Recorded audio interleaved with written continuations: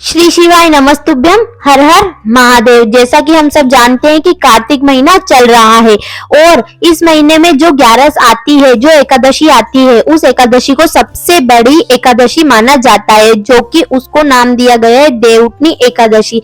इस दिन कान्हा जी की पूजा की जाती है, गन्ने की झोपड़ी बनाई जाती है। पूज्य पंडित प्रदीप जी मिश्रा ने देवउठनी एकादशी का बहुत ही अचूक उपाय बताया है। उन्होंने उनकी कथा में 2 उपायों का वितरण किया है। 2 उपाय उन्होंने बताए हैं, जो कि हम इस वीडियो में जानेंगे और आपको यहाँ वीडियो एंड तक देखनी है। और पूज्य गुरुजी ने बताया है कि देवउठनी एकादशी कब है, बुधवार के दिन या गुरुवार के दिन। बहुत सारे लोग कंफ्यूज हो रहे हैं कि पूजा किस दिन करनी है, व्रत किस दिन करना है, तो हम इस बारे में भी इस वीडियो में जानेंगे। और हम यह भी जानेंगे कि पूजा करने का शुभ मुहूर्त कब है और पूज्य गुरुजी ने कौन से 2 अचूक उपाय बताए हैं, जो कि आपको देवउठनी 11 के दिन करने। पूज्य गुरुजी ने पहला उपाय बताया है संतान प्राप्ति के लिए और दूसरा उपाय बताया है अगर आपकी शादी नहीं हो रही है और पैसों की कमी आ रही है तो उसके लिए। पूज्य गुरुजी ने 2 उपाय बहुत ही अचूक बताए हैं, जो कि आपको देवउठनी एकादशी के दिन करने हैं। तो अब हम जान लेते हैं कि पूज्य गुरुजी ने कौन से उपाय बताए हैं। पहले तो हम यह जानते हैं कि देवउठनी एकादशी कब है, तो मैं आपको बता देती हूँ कि देवउठनी एकादशी गुरुवार के दिन है और गुरुवार के दिन ही व्रत की एकादशी भी है और पूजन भी गुरुवार के दिन ही होगा। और पूज्य गुरुजी ने बताया है कि अगर आप पूजा करते हैं तो आप 6:30 बजे से लेकर 10:30 बजे के बीच में कभी भी पूजा कर सकते हैं। बहुत ही उत्तम मुहूर्त है पूजा करने का। जैसे भी आप पूजा करते हो, गन्ने की झोपड़ी बनाकर, शालग्राम जी को रखकर, जैसे भी आपके यहाँ पूजा होती है, तुलसी के पौधे को रखकर आप वैसे पूजा कर सकते हैं। और यह समय सबसे उत्तम समय है, लाभ का समय है, इसीलिए यह बहुत अच्छा समय है। और आपको पूजा करते वक्त ही उपाय करना है, जो कि हम पहले जान लेते हैं संतान प्राप्ति का उपाय यहाँ आपको कैसे करना है। जब आप देवउठनी एकादशी की पूजा करेंगे और गन्ने की झोपड़ी बनाएंगे और आप जब तुलसी जी को रखेंगे पूजा करने के लिए, शालग्राम जी को रखेंगे, गणेश जी को रखेंगे, तो आपको क्या करना है, जब आप तुलसी जी की पूजा करें उसी समय आपको एक लाल वस्त्र ले लेना है। और अगर आपको संतान की प्राप्ति नहीं है, आप बहुत परेशान हो चुकी है, बहुत इलाज करा लिया है, तो भी आपको संतान सुख नहीं मिल रहा है, तो आपको क्या करना है, लाल वस्त्र ले लेना है और उस लाल वस्त्र को आपको तुलसी जी के ऊपर चढ़ा देना है। जिस समय आप पूजा करें उस समय आपको तुलसी जी के ऊपर उस वस्त्र को चढ़ा देना है। और जब पूजा समाप्त हो जाए रात्रि में, तो आपको वह वस्त्र अपने पास रख लेना है। जहां आप सोए उसके ऊपर बिस्तर के यहाँ आपको रख लेना है।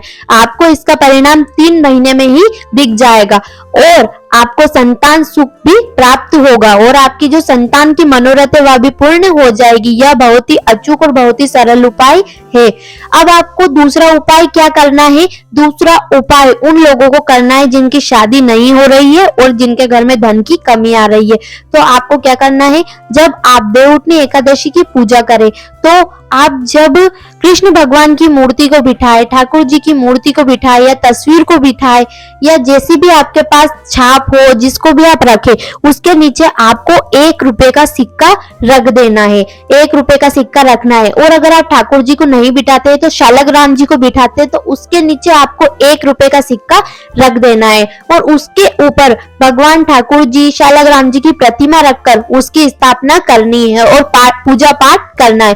पूजा पाठ करने के पश्चात आपको क्या करना है, ब्रह्म मुहूर्त में सुबह 4 बजे उठकर, सुबह 4 बजे ब्रह्म मुहूर्त में स्नान करने के बाद आपको उस 1 रुपए के सिक्के को प्रतिमा के नीचे से निकाल लेना है और एक कटोरी में सूखी हल्दी की गठाने रख लेनी है। और आपको 11 गठाने रखनी है, हल्दी की 11 गांठ आपको रख लेनी है और उसी कटोरी में आपको उस सिक्के को भी रख लेना है। और सिक्के को रखने के बाद आपको अपने घर में जहां भी धन की तिजोरी हो, जहां भी आप पैसा रखते हो, कोई कारखाना हो, कोई दुकान हो, वहां पर आपको उस कटोरी को अंदर रख देना है। और रखने के बाद आपको ठाकुर जी से प्रार्थना करनी है कि जैसे आपने देवउठनी एकादशी तक आपका सब कुछ अच्छा चल रहा है, ऐसा ही आपका सारे साल अच्छा चलता रहे और आपके घर में हर प्रकार से धन की कमी दूर हो जाए और आपका विवाह योग भी जल्द से जल्द बन जाए। आपको ऐसी प्रार्थना करनी है। यह उपाय करने से एक तो आपका विवाह योग भी बन जाएगा,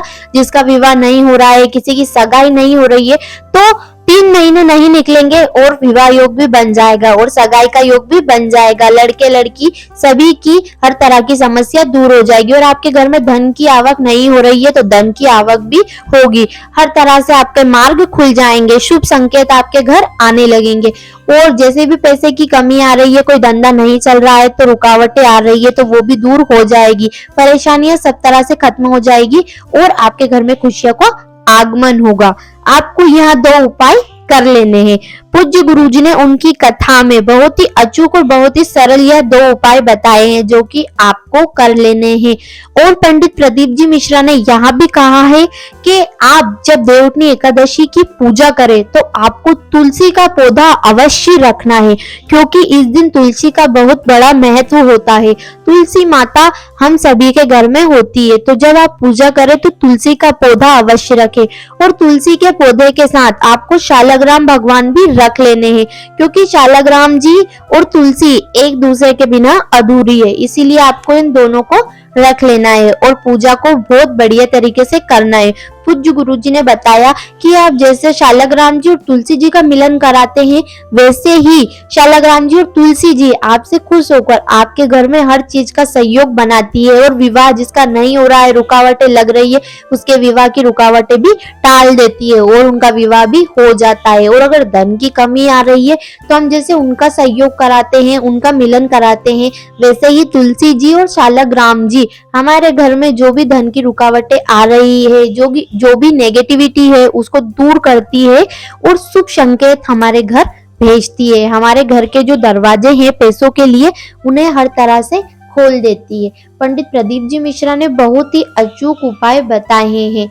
उन्होंने कहा है कि यह एकादशी साल में एक बार आती है, इसीलिए हमें यह उपाय अवश्य करना चाहिए और विष्णु जी की कृपा हमें अवश्य प्राप्त करनी चाहिए। इसीलिए एकादशी की पूजा और व्रत हमें जरूर करना चाहिए। अगर आप व्रत नहीं कर सकते तो आपको पूजन करनी चाहिए और पूजन करते समय आपको एक बात का ध्यान रखना है कि आपको हर तरह की सामग्री बहुत ही अच्छे से लेनी है और बहुत ही आराम से आपको पूजा करनी है, जिससे आपको यह फल भी प्राप्त हो और आपको यह 2 अचूक उपाय भी कर लेने हैं जो कि पंडित प्रदीप जी मिश्रा ने उनकी कथा में बताए हैं। मैंने पूज्य गुरुजी की कथा से सुनकर आपको बहुत अच्छे से यह उपाय बताने की कोशिश करी है। बहुत ही सरल भाषा में मैंने आपको यह उपाय बताए हैं। मैं आशा करूंगी कि आपको यह उपाय बहुत पसंद आए होंगे और आपको मेरी भाषा में यह उपाय बहुत ही सरल तरीके से समझ आ गए होंगे।